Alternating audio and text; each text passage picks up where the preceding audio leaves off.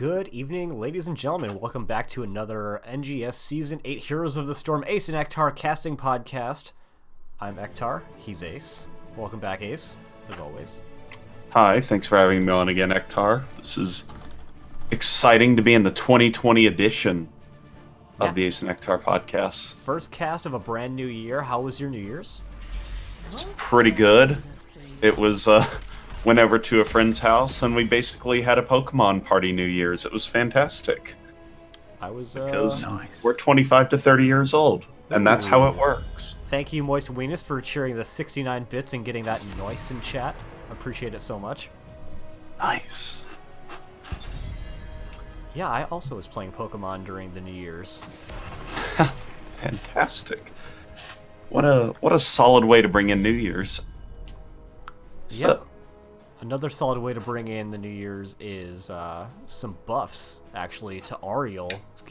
Seeing her getting banned out in the first round is not something you would have seen for most of 2019, but at the start of 2020, she's really popular. Yeah, I mean, so the patch came out on December 16th, and it took a little bit of time, but all of a sudden, somewhere over Christmas week, somebody figured out that Ariel was Santa's gift, and that res ability is busted. And all of a sudden, Paradox makes videos, and everybody's like, whoa, eyes emoji at Ariel, and then she's banned everywhere.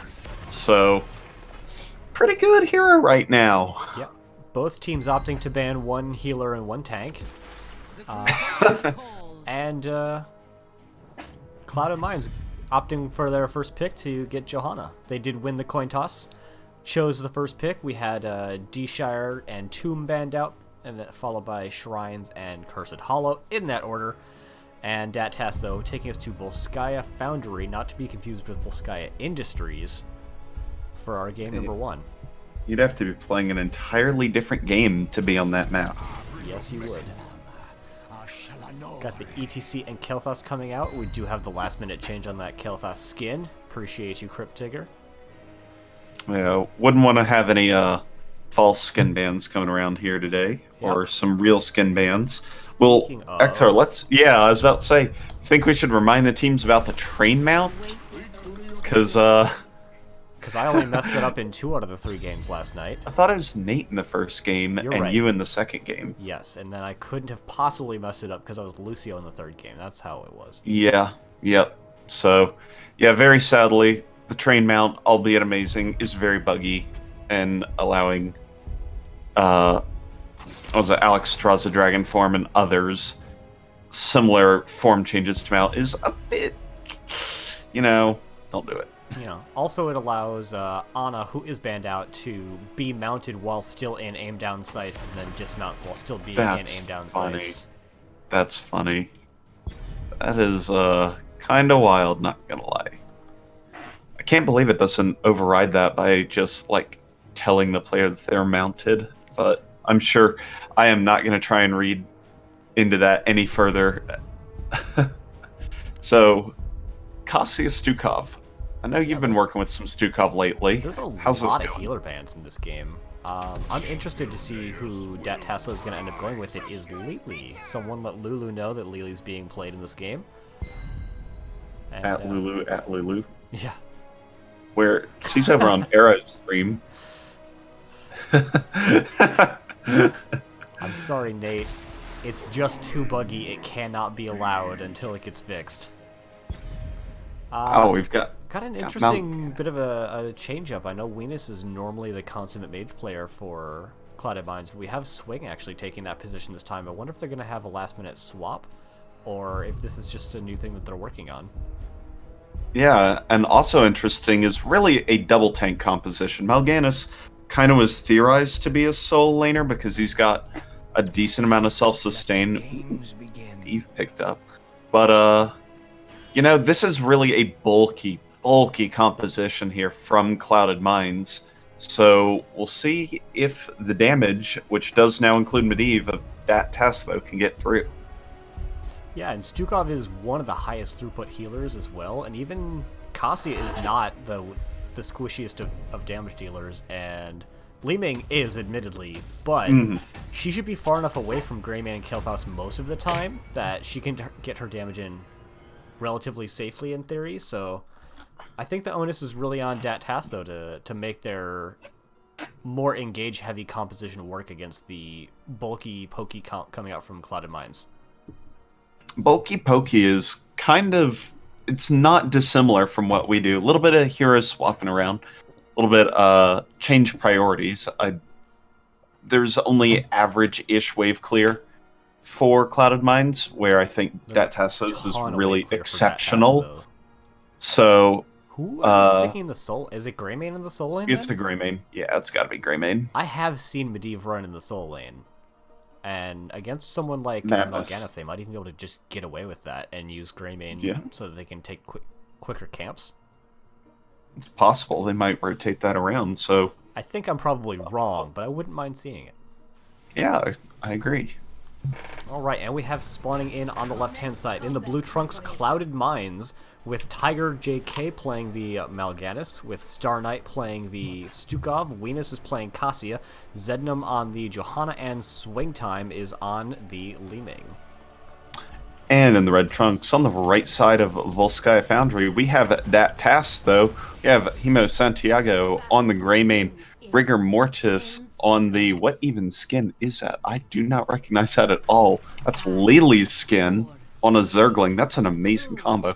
Trevorrow on ETC, Kurt Dog on Medivh, and Crypt Digger on Kael'thas. It is kind of hard to see. It's the Char Zergling and the red tint on the Ninja Lily skin. It's kind of interesting. I've never seen it before.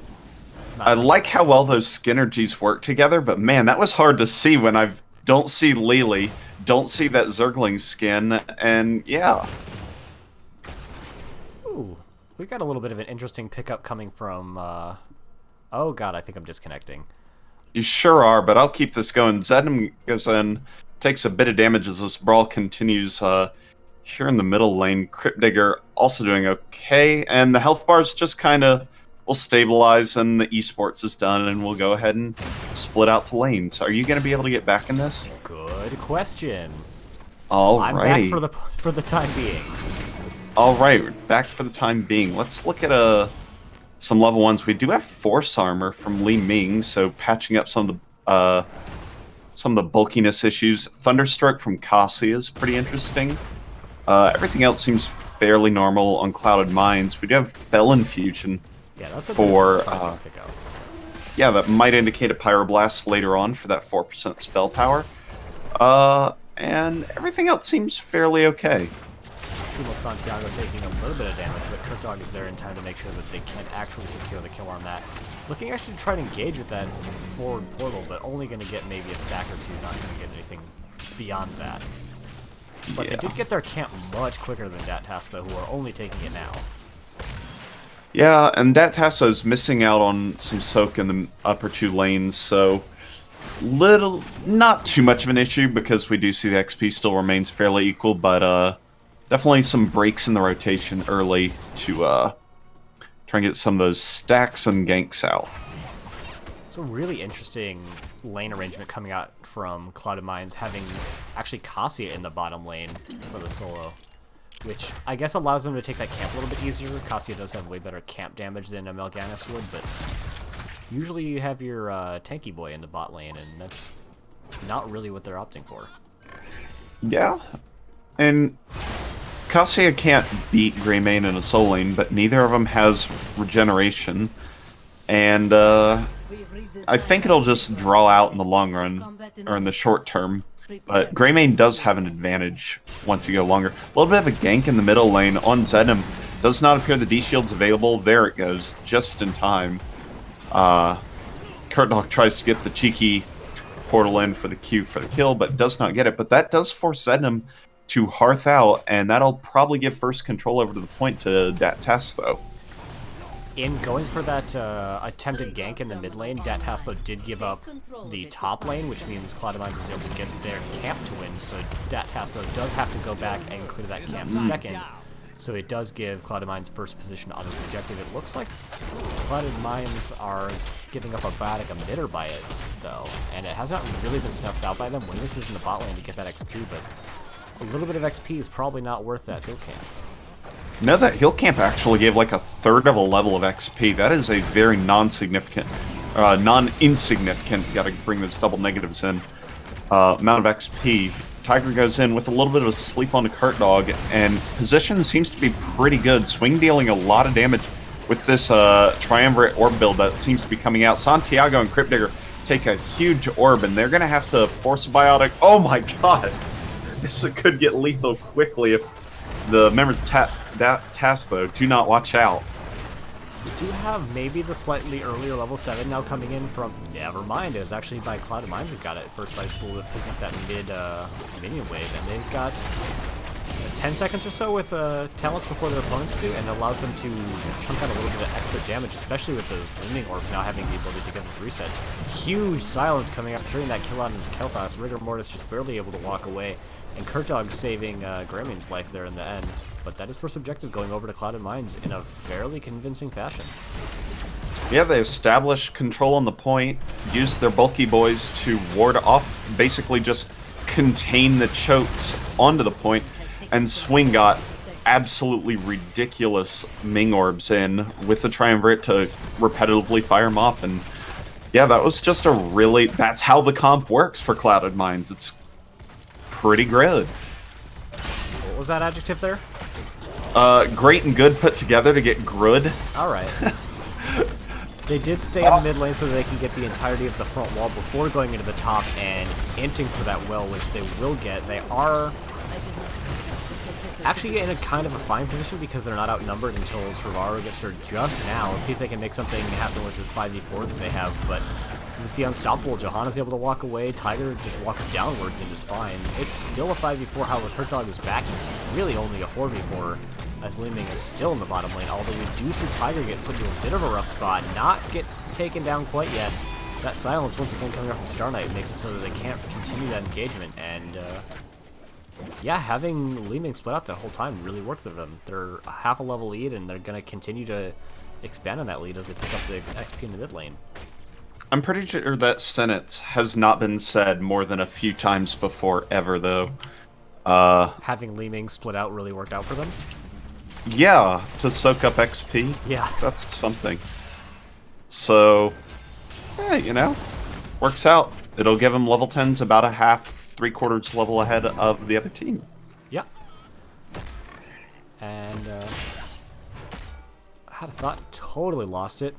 We do have the level 10s now coming in from the side of Clouded Mines. We do have the Valkyrie getting picked up from Weenus, a very spicy pick, not terribly surprising, only because, well, it's Weenus. He would do that. We have the Flailing Swipe, the Blessed Shield, the Carrion Swarm, and to be determined coming out from Li-Ming. Ooh, that's a lot of damage chunked out into Crypt Digger, and they are going to get taken down thanks to that Stukov and the power of the low blow, which will allow Clouded Mines to pick up their own Biotic emitter. That was good use. Kel'Thas just a little out of position, dropped the shield, and got the kill. So works out. Oh, pause time. He's left the game now. Oh, ETC's going aggressive. He seems to be back already, so I guess we'll go without a pause. Yeah. I was going to tell you a quick moment. I do sound fairly significantly higher on stream. I wonder, did you move your mic closer, or... I did. I can check that out probably after the game. Cool. Sounds good. Now. That's very reasonable. I just wanted to bring it up just to check it. Trevorrow's going to get a Valkyrie initiated, but dodges out to the side. Instead, it's Lily in a little bit of trouble. Rigor Mortis is going to be able to walk out with those fast feet and bonus heals, so yeah, that'll kind of pave the way. Ooh, Leyline Seal coming out. Curt Dog trying to make a play onto Swing with the Trevorrow Mosh. That's a lot of damage with the Cursed Bullet going into Johanna. Zednam gets finished off by the Phoenix and the Slide, and that'll give a nice advantage over to Tass, though, to start this objective. Yeah, that was a basically full effective Cursed Bullet, because that Johanna pretty much hadn't been touched prior to that fight, and it allowed Curt Dog to finish their baseline Q quest. So really solid engagement coming in from the side of Tass, though definitely showing some light in this game that was maybe a little bit lacking on before. Yeah, it's been a relatively calm game in the kills department, only 2 before that one, about 8 minutes in, so it's been a macro-heavy game, as some kind of Volskaya maps can. It's just often good to clear the waves, so that's what the team's been doing. A little bit of a poke onto Zednam at the top, but Zednam remains Johanna and will not die. And Tiger comes in from side, trying to put everybody to sleep. Actually, good follow-up from Zednam with the Blessed Shield. Is going to take down Kurt Dog. Could not get out in time with the portal, and at the late hours of the point, Clouded Minds is going to take it over. I've never seen a point stopped at 98 before. That might be accurate. Yeah, so honestly, Tass is probably just going to wait until their Medivh gets back. They're not going to try and engage too much in anything. And while we've got a bit, right now it looks like Tass is on the top of the standings, but that's mostly because they've played the most games. At the moment, Clouded Minds is probably actually on top in the points per match category because they have 3 matches played and 3 dominations. Tass has 3 dominations, a 2-1 victory, and they were also dominated by Would Tap That, so it looks like it's a little bit early, small sample size coming up from Clouded Minds, but they might be the team to beat in C West right now. Didn't we say that in D West last season? Whatever. Kurt Dog goes in with the portal. Trevorrow drops a pretty good mosh, but it does get interrupted. Lots of poison damage out. I believe that's from the bomb spread from Crypt Digger. Star Knight now trying to swipe everybody out, save his life. 2-1, now 3-1, favoring the engagement of Tass, though. Tiger's not going to make it out. And Swing's going to get jumped on by the Medivh portal, but that illusionist range is going to allow her to teleport out in time. But that will be a full Triglav over for Tass, though, and nobody available to defend it for at least 15 seconds.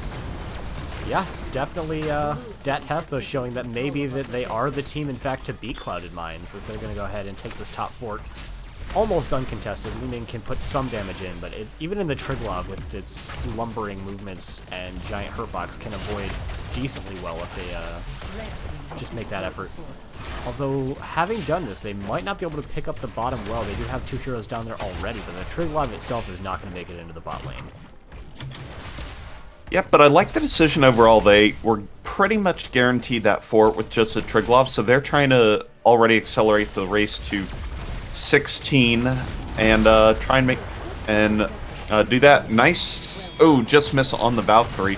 Blessed Shield's now going out as Clouded Minds dives under the fort, but Lily and ETC do a great job of keeping each other alive, and now Tiger's taking a couple tower shots while the fort remains at about a quarter health. Might not go down in time.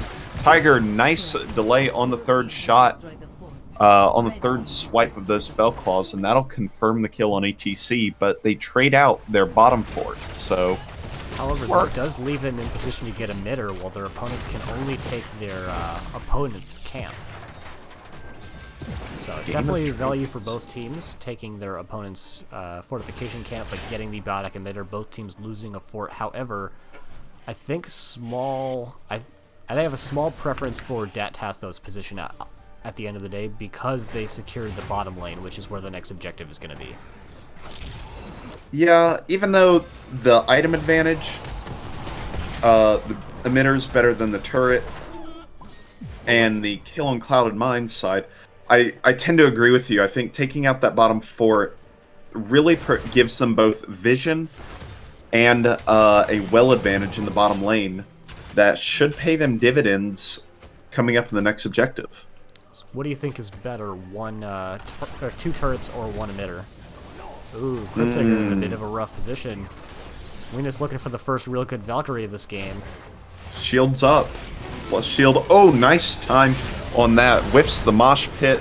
Whiffs the Valkyrie. Everything is missing right now, and I don't think anybody's going to go out. Leyline Seal was used, but that only isolated Stukov for just a second, and assuming teams disengage here, which that portal indicates so, bunch of R buttons pressed, bunch of R buttons missed, no deaths to be found. Yeah, there were 4 R buttons pressed and 1 hero hit by one of them. Cloud9 is taking a bit of a position in the mid lane, see if they can chunk some damage out into this fort, but that Tass, though, does rotate into position to make the defense. Kurtdog puts themselves very forward and aggressive. They already have the Leyline Seal backup cooldown thanks to that level 16 talent that they have. Tiger is really hard into the backline trying to do some damage on the Kel'Thas, and they are going to heal themselves back up with the Carrion Swarm. And this is putting them into a pretty good position to try and take this mid fort. Tiger gets brought down pretty low, but the Featherwing Swipe is able to get him out of there. Star Knight actually pretty low as well. They end up not getting that fort, and Kurtdog is even able to disengage. A lot of damage actually coming out from those orbs. Rigor Mortis gets run pretty low. Crypt Digger's pretty low. Finally, we have a really good Valkyrie coming out from Weenus, which hits Rigor Mortis very hard and is going to secure that kill. Oh. Very nice. That was and with that kill, that that makes it spicy. so that they can go ahead and take first position on that objective, even while sending Weenus to the top lane to clear that siege camp. That was kind of spicy. I really thought that Clouded Minds overstayed their welcome. After maybe the Carrion Swarm, when all of a sudden Stukov had to panic Flailing Swipe to push people back, and they're taking tower shots.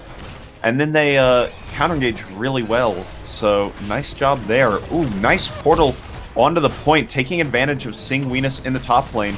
Tass, though, goes ahead and engages on the tanks in the bottom lane. Haven't got a kill yet. Crypt Digger going to taunt in the middle of the fight and die. Don't know if that was intended or not. True and combo, he'll be taunt to get bodied. Kurtdog doing a lot of fancy things with his portals. I really actually liked the disengage portal into full team engage, but it just didn't quite end up working out for them as well as they were hoping.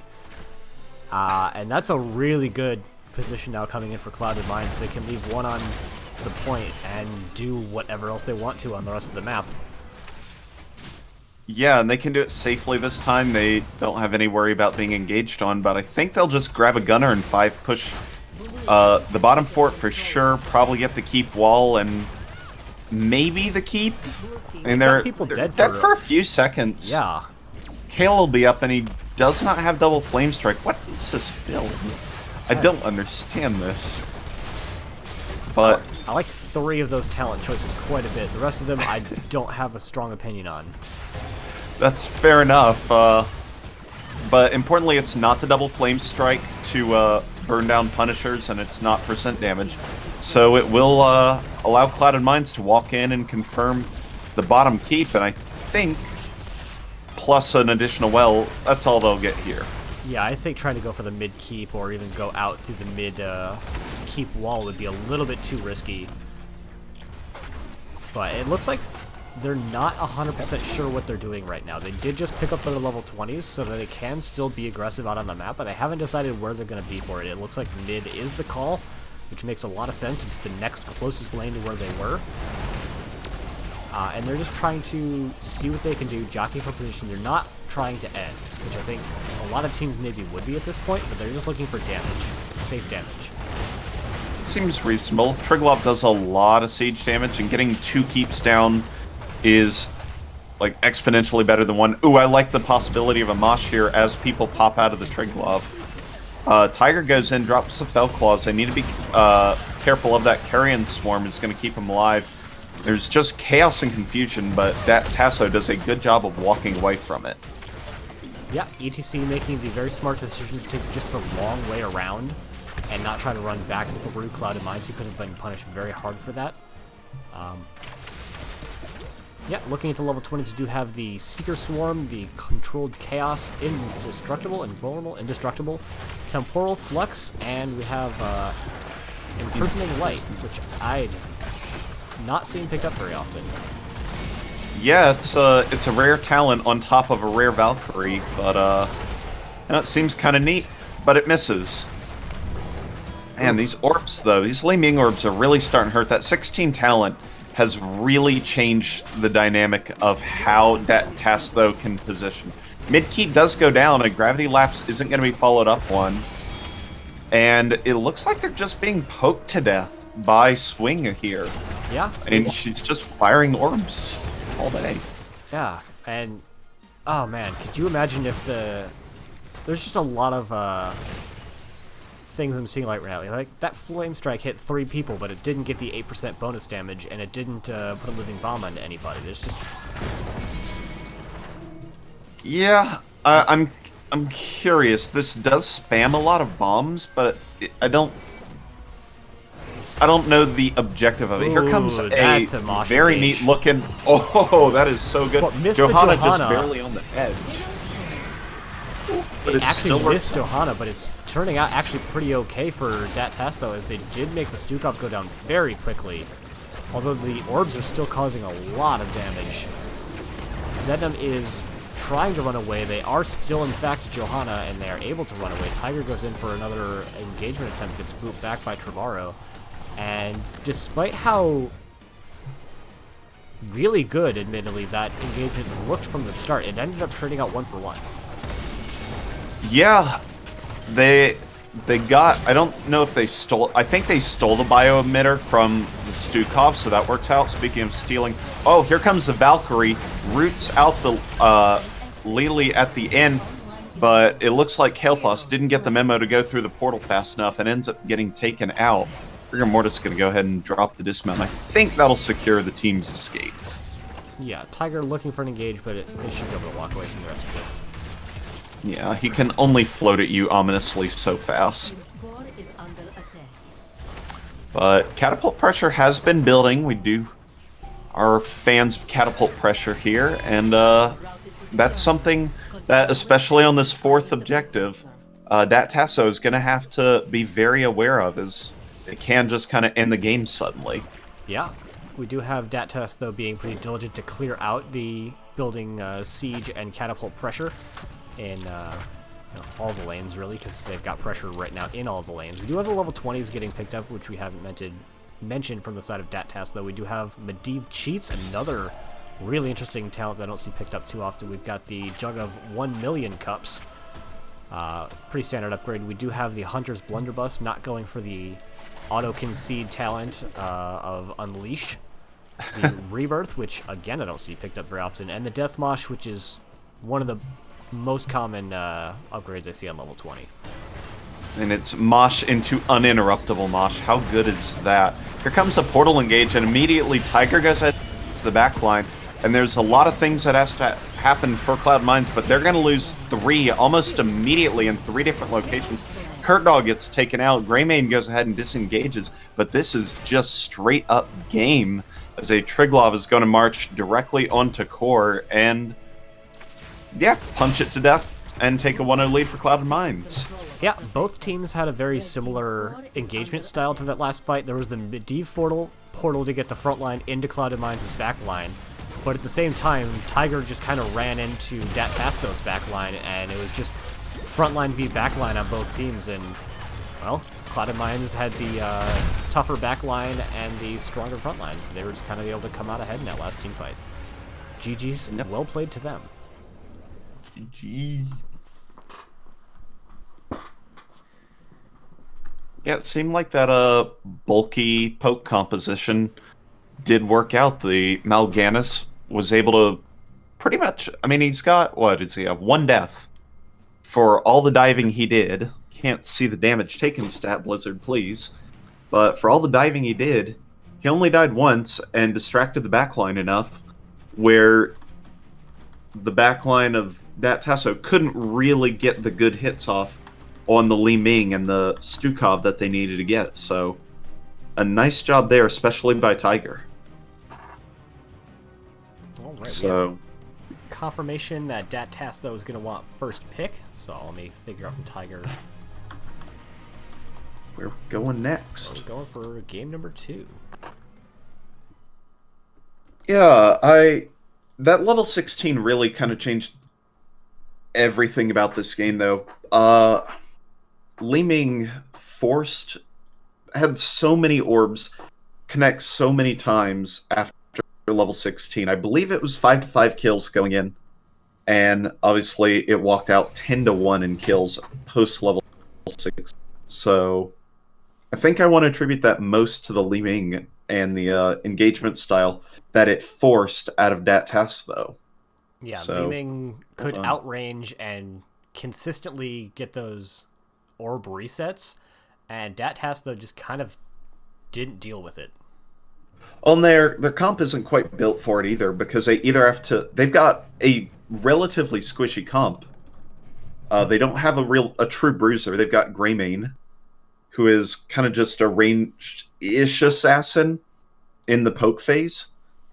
So they had Medivh, Lily, Kael'thas, Greymane, and none of those want to take an orb, and ETC can't always position to tank them. So they'll need, if they want to handle a Li Ming, they'll have to pick up something with a little bit more bulk to it. Alternatively, don't Bam. deal with the Li Ming. Right, And right. let someone else through. Although, we're on Brax's holdout. There's a lot of map-specific kind of heroes you maybe want to ban out here. Obviously, Yeah, this is... offender number 1 is Rexxar. Rexxar. Mm-hmm. Although we've seen repeatedly Rexxar get through both picks and bans on this map, and I'm just always flabbergasted when I see it. Yeah, kind of confuses me as well, but, you know, if you don't play Rexxar, you don't play Rexxar, and I accept that, because I don't play Rexxar, so I have no shade to throw. Like, what can I do? Learn Rexxar. I mean, hey, that's not my job. It's true, it's not. Looking at the teams on Heroes profile, neither have shown a tendency to run Rexxar this season. Well, there are other interesting heroes. I hear an ooh. What is an ooh? That sounds like an interesting. So, Tass, though, have played this map. Okay. And their comp was Garrosh, Mama Morals, Kira, Tassadar, Zul'jin. I would love that comp. That's pretty neat. It is. That is a hyper carry Zul'jin with some fun included. And it's a map where you have to fight over 2 specific locations, so Zul'jin can kind of get away with just attacking people all the time. Yeah, unlike a map like Dragonshire where you're running around all the time. That's a very good point. Other heroes that get good value here are heroes like Genji. This is one of his few more viable maps currently. Because you can dash and flip over the gap where the boss is, you can rotate between lanes much faster. It also leaves globals to be a little more powerful than a standard 2-lane map.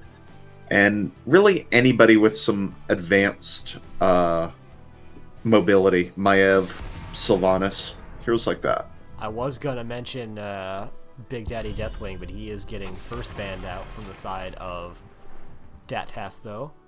Not a huge fan of banning Deathwing when you have first pick, but obviously they don't plan on actually running it. Rigor Mortis a little bit offended at the Ana ban, but we do see the Rexxar ban, so at least that's getting addressed right out the gate. Yep, Deathwing, Rexxar, I cannot argue in any way about those bans, regardless of scouting information or not. Those are 2 heroes that will just put you really far behind if things if they make it through. Yeah, and the Ana Ariel bans, also not a huge surprise. Ariel again is fantastic, and Ana a little bit of fallen out of favor, but this I think is one of her better maps for basically the same reason that Zul'jin's good. And we do see the Kira opening up, so if nothing else, they seem to like her on this map. They sure do.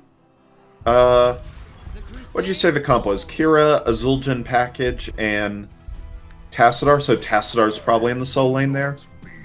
Could be Kira. I've seen Kira running the solo. I would. That's what I was wondering. It could be Kira in the solo there. Because that way you could keep Tassadar with Zul'jin, and that's pretty strong. Right. That is pretty good. We have Johanna Gul'dan coming out. Very solid picks for this map. Gul'dan brings the wave clear and also the Zerg wave clear. Stukov, so not opting to go for the Morales, but Stukov I think is better in general, and Artanis, definitely their solo lane hero. Yeah, unless they're using him as like the stitches we have at home in the bottom lane. But they could get name brand stitches if they wanted. They could have name brand stitches, but you could also have that does require you to have stitches on your comp, and It's true. The downside of having stitches on your team is having stitches on your team. yeah, I mean you have hooks on your team, but you have the rest of stitches, so you know. Uther banned out, so no tank Uther. Clouded Minds, what do you have against tank Uther? A losing record would be my guess. That could be very bad. Three healer ban for Clouded Minds, depending on how you want to classify Uther. The game's first true multi-class hero. Facts. And we have the Anduin getting banned out once again, another very solid ban, and continuing the healer choke off. So Stukov probably I can't think of a healer that competes over Stukov fantastically that's just left open right now. Not in total throughput, I tend to agree. So I'll have to see, okay, that answers that question. It is Rhaegar getting picked up, who I think has diminished value on this map. It does allow you to take that camp nice and easily, but yeah. I don't like Rhaegar because he's also kind of in that frontline healer, deal damage, but also heal role, which I'm not a huge fan of, but Rexar is a fantastic hero. Crazy? You play Lucio like a frontline tank with 6,000 health at level 1. What are you about? That's fine. I've got a better out with Lucio than you have with Rhaegar. Anywho, That is accurate. Rhaegar has a much bigger single target heal than Lucio does, so I don't hate it. The double mage pickup is really interesting. And now I'm not exactly sure of who's doing what on the side of Tass, though. Varian's probably going taunt Varian. Yeah, I don't think that Twin Blades matches up particularly well against Sonya, but Artanis does, so it should be Artanis in the top lane, probably a taunt Varian, and Stukov can provide a lot of follow-up to a taunt Varian, and, well, so can Greymane. And so can Kira. Yeah. I think they've got a really good pick potential with that Varian pickup, actually. Yeah. But the question is, yeah, the problem you try to pick off? Because Johanna... Yeah. I mean, if you can get the charge taunt onto Johanna before she hits D, and Stukov can follow up with the lurking arm, then she just can never press D, and you're in a fine place. True. Yeah, so but even Johanna actually has to be scared of the amount of damage coming out, and control coming out from the side of Tass, though. However, if they lose a Zerg wave... Careful. If they lose a Zerg wave, they're going to take an eternity to clear it, whereas... Blessing upon friends! Yeah, Clouded Minds Thank you for the follow, Double Dam. Appreciate it. Yeah, there's a ton of wave clear coming up from the side of Clouded Minds. Speaking of Clouded Minds, they're now spawning in the left-hand side in the blue trunks, with Tiger playing the Sonya, Venus playing Gul'dan, Zednam playing the Johanna, Swingtime playing the Kael'thas, and Star Knight playing the Rhaegar. And in the red trunks on the right side of the map, down 0-1, but trying to bring it back on Braxis. We have Kurt Dog on Kira, Trevorrow on Varian, Crypt Digger on Artanis, Hemo, Santiago on Greymane, and Rigor Mortis on Stukov. It is Tass, though. Let's check out the level 1 talents. Nothing particularly surprising coming up from the side of Clouded Minds. And, is Fatal Wound still the go-to on Kira? I don't see enough Kiras. I think so. Okay. I think it still is, especially in a 4-man Kira. I think it's still the best. Coming up from Varian, which I very, very rarely see. Yeah, but it is the tankiest option, so we definitely know Varian wants to go into the tankiest build. So, you know, I'm okay with that. Yep. And thank you, Double Dam. I thought that was you on Double Dom 3, but perhaps I was mistaken. But again, thank you for the follow. We do have Kira rotating out immediately, looking to try and do something maybe in the top lane against that Sonya, who is still playing pretty far out in front. I like this. I was gonna wonder if that Tasso goes with a non-standard lane arrangement. Nice little swap. Q doesn't connect, or rather the revolving sweep didn't connect to follow up, so that is a little bit unfortunate there for Kurt Dog, but I was wondering if they would try and do some kind of weird lane arrangement to handle the double mage that Clouded Minds is bringing out. Speaking of that double mage, we're already at 8 stacks on that Echoed Corruption, so getting that finished out relatively quickly if they can maintain that progression through the rest of the game. Really good escape coming up from Kurt Dog. Yeah. Using that trade. Yeah, that was a nice little spear range, and got herself out of what could have been trouble, but definitely just at least a small heal. Nice camp clear, actually. Camps will be taken very quickly there for that Tass, though, but Kurt Dog in a bit of a trouble and takes 1 death for the trouble. Trevorrow now gets a big heal from Stukov, but it is not going to be enough as the corruption damage ticks out and secures 2 kills to the side of Cloud Mines. Yeah, the double mage is really working out for them because they function differently. Like, you have relatively consistent damage coming up from Gul'dan, you've got very spiky damage coming up from Kel'Thas, so even though, yes, you do have the double mage, they don't do the same thing, so there's not an overlap in the roles coming out, so getting a lot of value off of them so far. Yeah, and you know, there's not a lot of engagement power right now for that Tass, though, and that's the one thing I worried about with the Varian, is that as he pulls out a Mighty Shield and taunts Gul'dan, that's what they'll need all game, is big hits on the backline. Himo Santiago goes way in and actually ends up confirming the kill with the help of Kurt Dog and kills a Johanna in addition, so what do I say? I will eat my words. Himo lives. Nice pop. Oh, that on was the a bio huge kill flame strike. That hit 4 people for a was. ton of damage with living bombs spreading all over the place, but really good team fight from them, really using the power spike from Varian to get some solid work done. Checking the top lane real fast, we do have Crypt Digger about 75% health. Tiger has been keeping him off the point pretty well.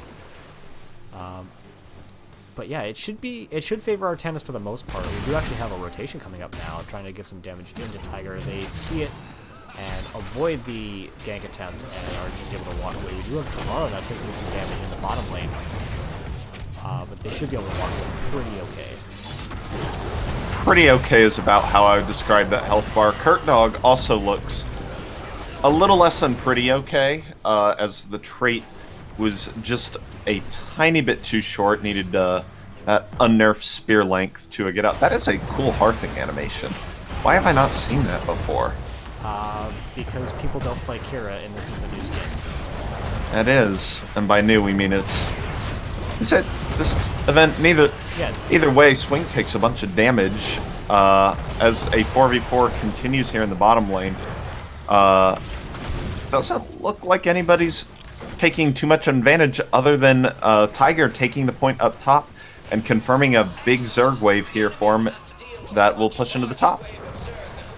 Yeah, and like I was saying before, I think it's going to be relatively difficult for the side of Dat Tasla to deal with these big Zerg waves, just because they don't have a lot of AoE wave clear. They have Cocktail and Swipe, and that's about it. Yeah, it is going to take him a while. Good for Dat Tasla is that it was in the top lane, so Clouded Minds is not going to be able to push with it at least easily, and you can see they've opted not to. So only the front wall will be taken out, and maybe the well, but yeah, it looks like the Hydras might spit on it enough, but overall, that is minimal damage. Down in the bottom lane, though, Kurt Dog is taking a decent amount of damage as the 4-man remaining of Clouded Minds is pushing in. Big lunge from Star Knight put him a little bit deeper than he may have wanted to. Yeah, and they were able to save the well by focus firing the Hydralisks. It looks like very linear engagement coming out from Trevorrow on the swing time, but it did force them to pop the Cleanse, which is a decently long cooldown, and Taunt is not. So look for them to try and make another engagement before that Cleanse cooldown comes back. Yeah, that trades quite nicely. 16 seconds on the Taunt versus 6D seconds on the Cleanse, so almost 4 taunts per cleanse if used on cooldown. Good articulation there. I appreciate that.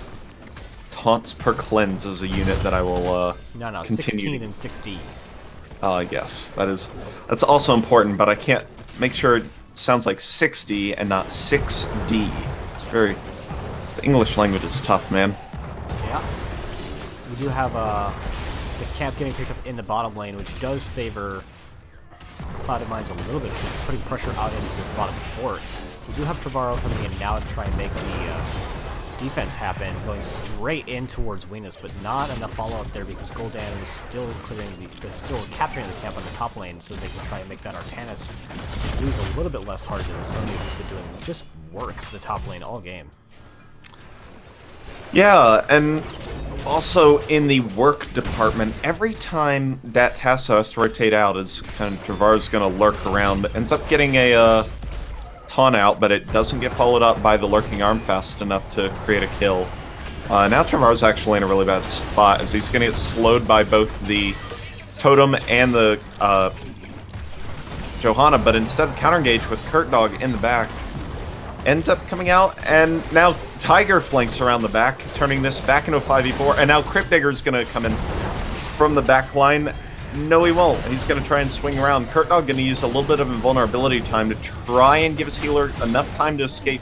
Finishes the quest in death, but whew, that was wild as everybody just kept piling on. Pile on! We do have probably the bottom fort going to go down now, as we do have 4 people still pushing in this pretty significantly, though they have not picked up the point yet in the bottom lane. They are actually going to back out and pick up the point and not push out onto the bottom fort. I think that's a little bit of a mistake, even though they were down 10 for a couple of seconds. They did see several people harping. There was a kill on their side, and they saw Arg at the top lane. We do have a fight now coming out. Darian face checking, and is going to eat a couple of ults and walk away because protected, by the way. Venus also missed a Horrify on a Varian that was standing still because he was stunned. Little bit of an unfortunate thing. Trevorrow now going to be invigorated by his living, re-engage, and forces an Ancestral. But there's a lot of damage being put out as the Zerg wave gets completed 100 to 0. Trevorrow, I don't think, survives this, right? Bio kill switch goes out, protected by the way, and he remains at low health. Final strikes coming out, does not actually get used. Big bomb spread now. Hemo Santiago goes down. Pyroblast actually got put on short cooldown, and 4 kills are suddenly picked up for Clouded Minds, as that Tass, though, had to group up to focus fire and got destroyed by the double mage. Yeah, just so much damage coming out from the living bomb spread and the echoed corruption, which is finished at this point at the 9-minute mark, which is really fast. Yeah, it really is. But we did see before the engagement attempt coming out from Trevorrow was followed up just a little bit too slow from that Stukov, which means that Rhaegar was able to get the self-ancestral to keep himself alive in that fight. If they're able to just clean that up a little bit, they do have a very real chance in this game. But the big Horrify comes out, puts Trevorrow into a really terrible spot, actually. Kurtdog goes in to try and save him. He's not able to do so. They are able to walk away. Crypt Digger eats a point-blank Pyroblast to the face, and that is going to be 2 kills for 1. But those that 1 kill that they have might be enough for them to actually clean up this Zerg wave if they're able to not take any more deaths here. Kurtdog gets put into a pretty bad spot because of the Unstoppable, by the way. Does put out a lot of damage into Starlight, but loses their own life for it. We do have Greymane going in to secure that kill, hopefully. Oh my god. Starlight just HP. Barely able to get away. That is 100% a scaling life from them.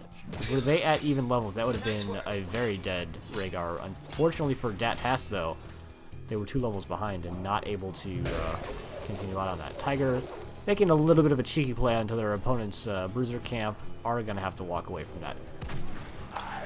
Yeah, Rhaegar walked out with single-digit 17 HP. was the lowest I saw. I saw 8. Oh, wow. Yeah, depending on when Aliabs decides to show you, which I don't know their algorithm for, I saw 8 HP at one point, which was absolutely ridiculous. And no, you gotta be bummed for that Tass though.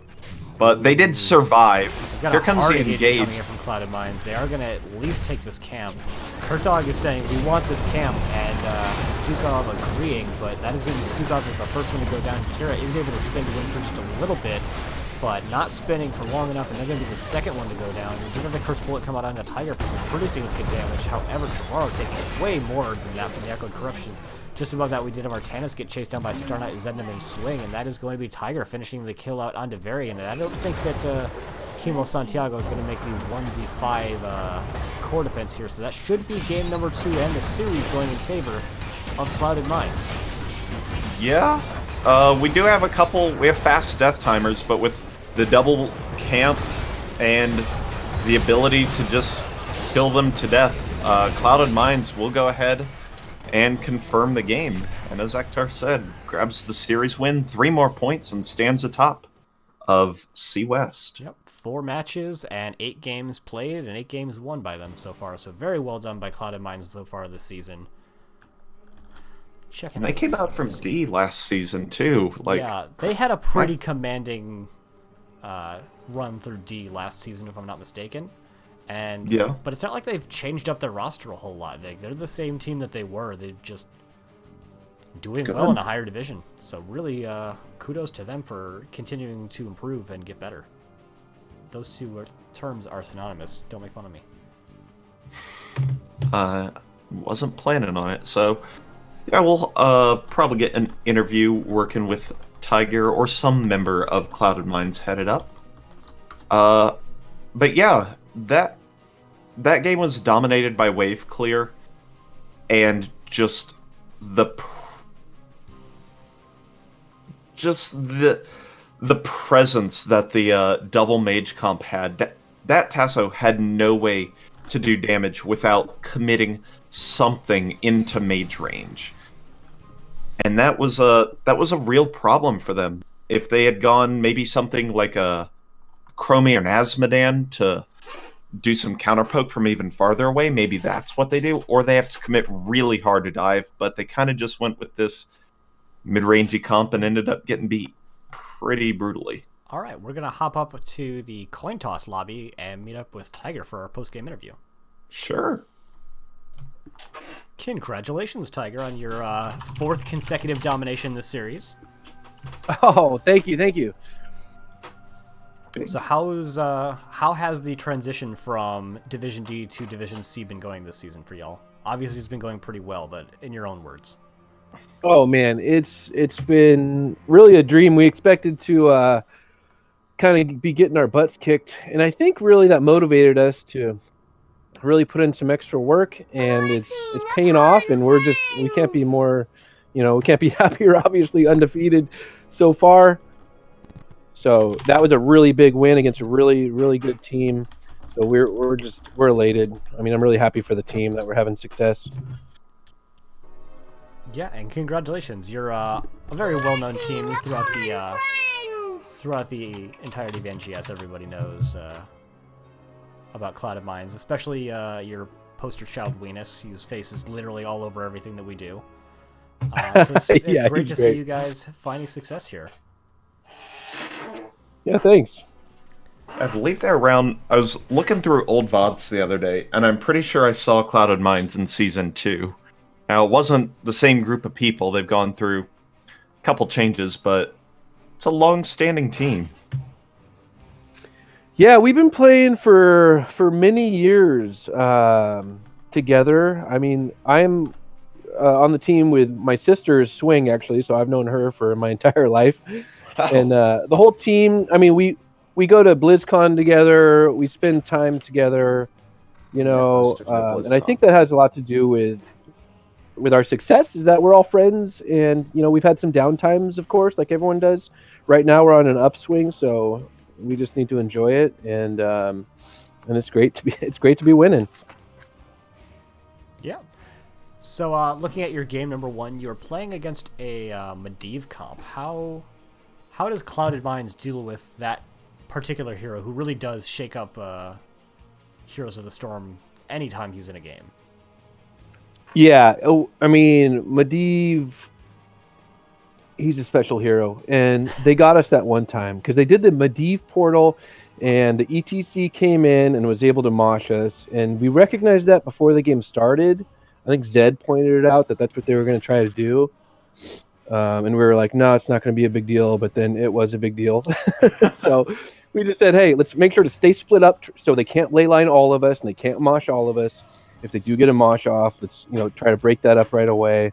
And let's just hold our ground basically, as opposed to trying to run them over, which is kind of what we do a lot of the times. But this is just like, hey, they have a Medivh, they're going to protect, they're going to be able to get away. Just hold our ground, because this map's all about point control, and make them come to us, kind of thing.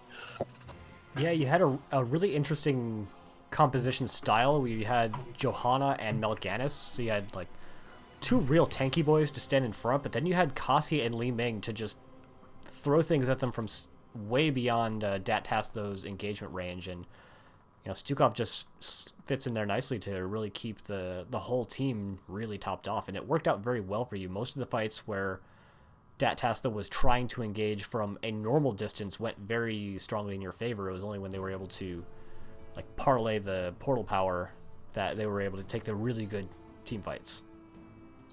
Yeah, I mean, I totally agree with you, and that's what we talked about when we were drafting. So our Li Ming swing on our Li Ming, she didn't die at all that game, and part of the reason is because we knew that they had that. We knew that as soon as they get on top of us, we're in trouble. But Li Ming's able to stay so far back and just lob in orbs, kind of stay safe, while Mal'Ganis and Johanna just disrupt kind of what they're trying to do and absorb the KT's damage and all that stuff. And we did a good job of not spreading the fire. I know in the past we've struggled with that, so I think we improved on that this game a little bit too. So yeah, I was really happy with how we dealt with that comp. That if they got you in their wombo combo, you were all going to die, and we were able to avoid it, luckily. So in game number 1 you had hero pick and we're taking to Volskaya. Game number 2 you had map pick and you chose Braxis, which is a very different map than the one you had won on in the previous game. Is that a map that your team just likes to play on? Yeah, it's funny that you say that. We were kind of in between that and a team fight map. Or I think we were talking about Ultrac or something, because we had done well in the team fights, and we were afraid. We've seen some of their past games that they have really good macro, and we were afraid that they could out macro us. But we're like, let's take them to Braxis. It's kind of a map that we've had some success on for various reasons. And so we said that this is a map we've done well on. Let's take them here. And if you pick Braxis, then you get last pick, so you can kind of counter their solo laner. Even though they ended up picking like 4 solo laners, so I didn't know it was going to be up there. But yeah, so it's a map we like. Is that what the Sonya was then? Just the all around, I think I can do pretty well against Kira or Varian or Artanis or Greymane? Yeah, it was. It was, hey, like whoever they send up here, I think at least from a mana standpoint, I can outlast them. And I can try to, stay up with the healing, because obviously Sonya has a lot of self-healing. I was worried that they were going to send the Kira up there, because Kira's pretty rough against Sonya, even though it doesn't seem like it should be. But they didn't. They never sent the Kira up, so I was pretty okay against the Artanis up there. Alrighty, and last little question on draft. I always know your team is a big fan of mages, but in this particular game, you went double mage into the least macro map, and it's Gul'dan and Kael'thas, which are the two most macro-y mages that exist. Why go into that much wave clear on a map that generally doesn't need it as much, as long as you're winning? Yeah, well, a couple reasons. I mean, number one, they're incredible with clearing the Zerg, and we were picking when we were trying to figure out our last 2 picks, we were like, okay, we got Gul'dan, and we're like, oh, Kael'thas is still available. We're like, we'll have so much damage. This is going to be amazing. So we just kind of went for it. And they were very melee heavy. So we were like, dude, all that melee into Gul'dan and Kael'thas, come on. They're not going to be able to sustain. And I think we were accurate in thinking that way. So those were kind of the reasons we went through. Whether we were right or wrong, I don't know, but it worked out. There were a couple of team fights that almost really went in their favor.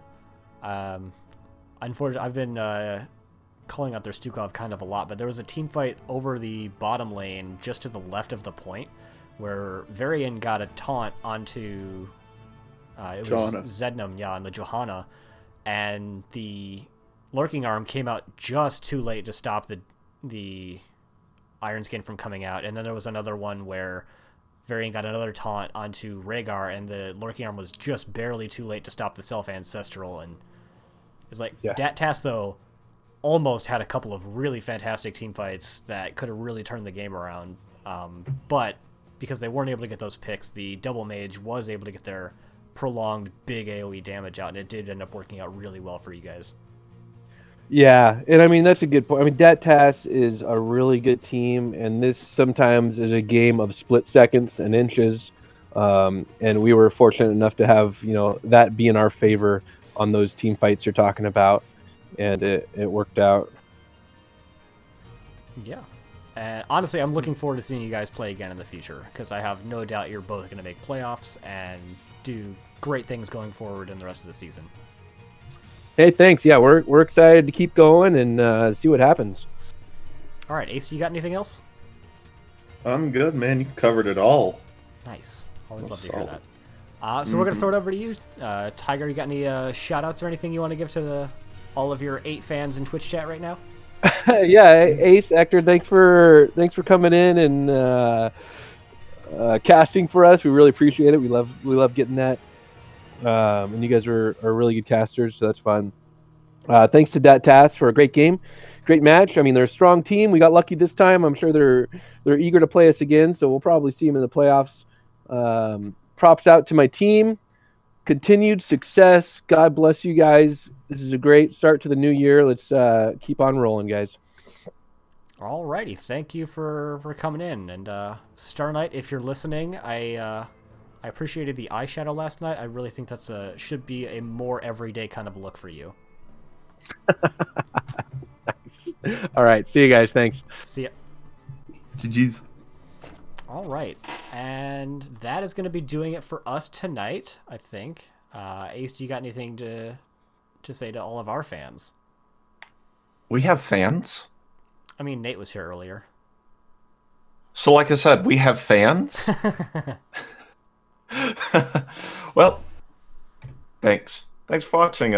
It's been fun. We'll be around Yeah. some more, talking about Heroes of the Storm and occasionally talking about the game that is occurring in the background. Yeah, my And- bitrate has been all over the place tonight. I think I'm just having an internet issue more than Yeah. the storm issue, so that's something I'm going to have to look into. Thank you, Twitch, Isn't for that letting me know exciting? that my internet is messed up, not my game. Well, good luck with your technical issues, Ektar. I might be building my way into some more soon. I think this is an issue that can be solved by 50 yards of aux cable, but we'll find out. And maybe some percussive maintenance. Ooh, I love violent disassembly. It's my favorite. Alrighty, thank you everyone for coming by. That's going to do it for us. Make sure, if you haven't already, redeem your absolutely nothings with channel points. Haven't figured out a good name for those, so if you have any, be sure to let me know. I'd appreciate that quite a bit. And we will see you around for the next cast. Ace, once again, thank you always for coming by. Absolutely. Thanks for having me, and keep it up. We'll keep going.